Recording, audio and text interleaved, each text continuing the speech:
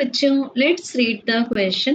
Present question दो statements A and B पर based है। Statement A says the centre of mass of the earth moon system moves in an elliptical orbit around the sun, and statement 2 says a body moving towards a finite body at rest collides with it and it is possible that both the bodies come to rest.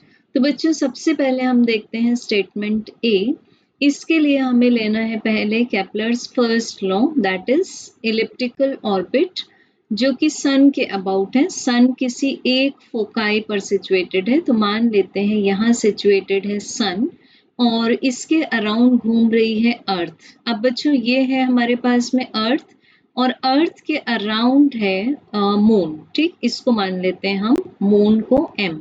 So earth and moon का जो centre of mass होगा वो follow करेगा, this is earth and this is moon. अब इसमें से जो earth है वो हैवी बॉडी है एंड जो मून है वो लाइट है in mass as compare to the earth. तो इनका जो सेंटर ऑफ मास होगा इस सिस्टम का वो अर्थ के क्लोज होगा। सो यहाँ मान लेते हैं हम कि सेंटर से राइट साइड में, suppose this is the centre और सेंटर से राइट साइड में है इस सिस्टम का centre of mass, it means वो अर्थ के क्लोज है। तो जब अर्थ सन के अबाउट इलिप्टिकल ऑर्बिट में रिवॉल्व करती है तो डेफिनेटली यहाँ पर ये जो इसका सेंटर ऑफ मास है वो भी इलिप्टिकल ऑर्बिट में रिवॉल्व करेगा अराउंड सन। तो हम बोल सकते हैं statement number A is true.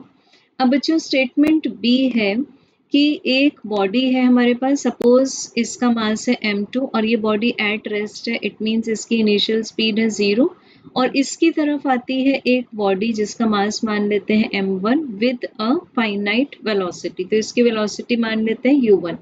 अब हमें स्टेटमेंट बोला हुआ है कि it is possible that both the bodies come to rest, कि कोलिजन के बाद में सपोज कोलिजन हो गया तो अभी हमें बताया है कि पॉसिबिलिटी है कि दोनों बॉडीज एट रेस्ट आ जाएं।